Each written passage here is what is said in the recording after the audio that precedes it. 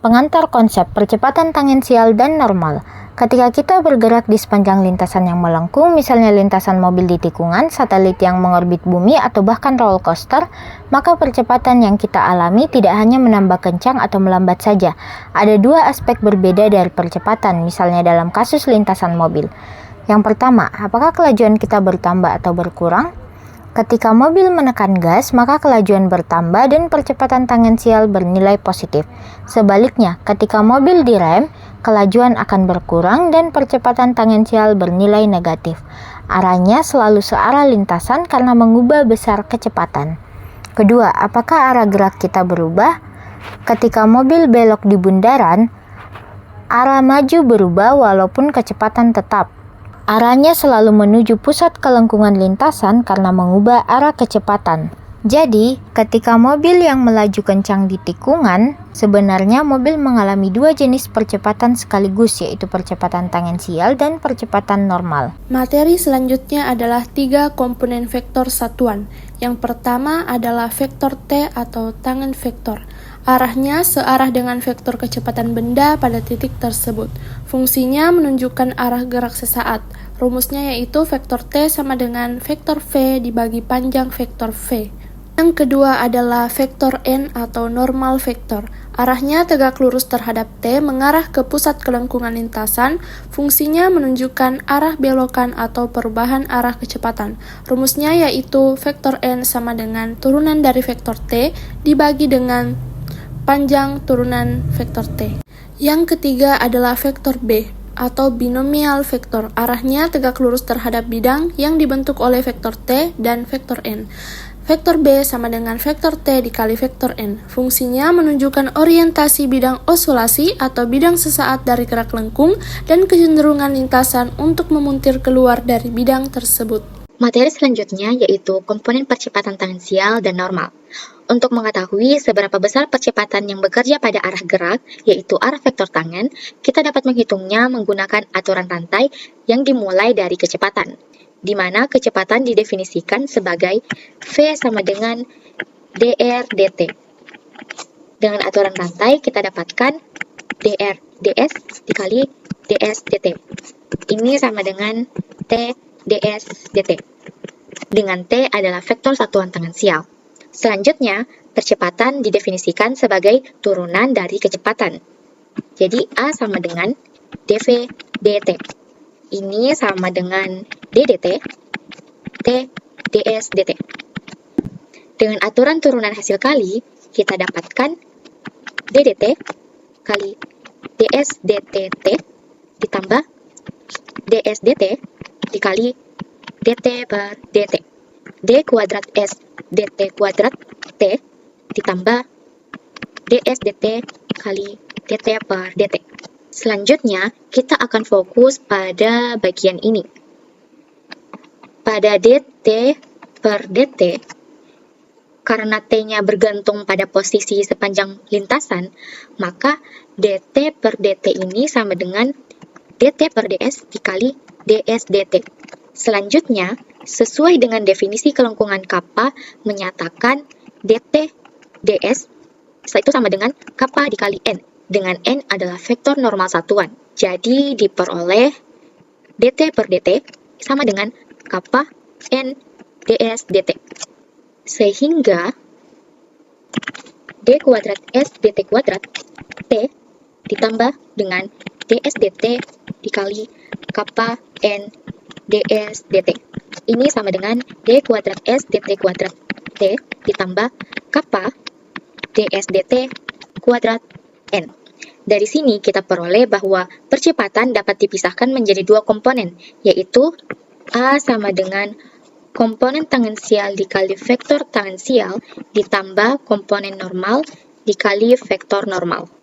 Halo teman-teman, pernahkah kalian bertanya, apa sih sebenarnya yang membuat sebuah benda bergerak? Jawabannya ada pada konsep percepatan, tapi percepatan itu tidak tunggal. Ia punya dua bagian yang sangat penting, yaitu percepatan tangensial atau AT dan percepatan normal atau AN. Mari kita lihat interpretasi sederhananya pada tabel di bawah ini. Untuk memvisualisasikannya, mari kita pakai analogi mobil di bundaran. Gerak melingkar adalah contoh sempurna dari konsep ini. Vektor singgung T, sesuai namanya, vektor ini selalu sejajar dengan arah gerak mobil, yaitu arah vektor kecepatan. Nah, sesuai dengan hukum inersia Newton yang berbunyi, jika pengemudi tiba-tiba melepaskan setir di tengah bundaran, mobil akan cenderung bergerak lurus ke arah panah T. Vektor singgung adalah garis bebas mobil. Kemudian ada vektor normal. Vektor ini selalu menunjuk ke pusat kelengkungan atau dalam kasus bundaran, langsung ke pusat bundaran. Vektor normal ini seperti tali tak terlihat yang menarik mobil agar terus berbelok dan tidak lurus. Jadi vektor normal adalah vektor yang menentukan arah belokan. Kecepatan total yang dialami mobil adalah gabungan vektor dari dua komponen yang kita bahas sebelumnya, yaitu percepatan tangensial dan percepatan normal.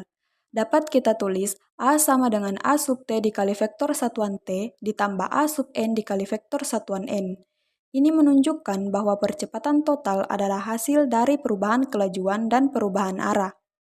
Kesimpulannya, percepatan tangensial itu mengukur perubahan besar atau yang kita sebut kelajuan. Sementara percepatan normal mengukur perubahan arah kecepatan. Percepatan total adalah kombinasi keduanya, selalu berada dalam bidang yang dibentuk oleh vektor T dan N. Dengan memahami dua komponen percepatan ini, kita bisa menganalisis gerak apapun, mulai dari mobil di bundaran hingga gerak planet. Di sini saya akan melanjutkan pembahasannya. Nah, di sini saya mau membahas salah satu formula praktis atau salah satu rumus yang digunakan untuk menghitung AN. Di mana rumus ini tuh tanpa harus mencari kelengkungan atau K-nya terlebih dahulu. Nah, di sini ada rumusnya itu seperti ini. Ini rumusnya, formula for calculating the normal component of acceleration, yaitu AN sama dengan akar dari panjang vektor si A-nya dikuadratkan dikurang AT kuadrat. Nah, sekarang saya akan berangkat dari definisinya sendiri, di mana definisi percepatan itu ditulis seperti ini. A sama dengan AT dikali vektor T ditambah AN dikali vektor N, di mana seperti ini rumusnya. Nah, kita bisa berangkat dari situ. Kita bisa tulis definisi matematis sama dengan mutlak A kuadrat itu bisa kita tulis sama dengan A dikali A. Nah, A ini itu bisa kita ganti dengan ini bisa kita ganti dengan A T vektor T ditambah A N vektor N, di mana dikuadratkan. Nah, setelah kita kuadratkan, kita akan dapat seperti ini. Mutlak A kuadrat sama dengan A T kuadrat dikali T kali T ditambah 2AT AN dikali T kali N ditambah AN kuadrat dikali N kali N. Nah, kita tahu bahwa vektor tangen dan vektor normalnya itu saling ortogonal atau tegak lurus. Makanya T dikali N-nya itu akan sama dengan 0. Itu akan sama dengan 0. Nah, untuk vektor T kali T-nya sendiri, itu kan vektor unit atau vektor satuan. Makanya kita akan dapat, ini 1 kali 1, maka kita akan dapat 1 di T kali T-nya. Maka di sini itu adalah 1. Begitupun juga dengan vektor N. Dia juga vektor unit.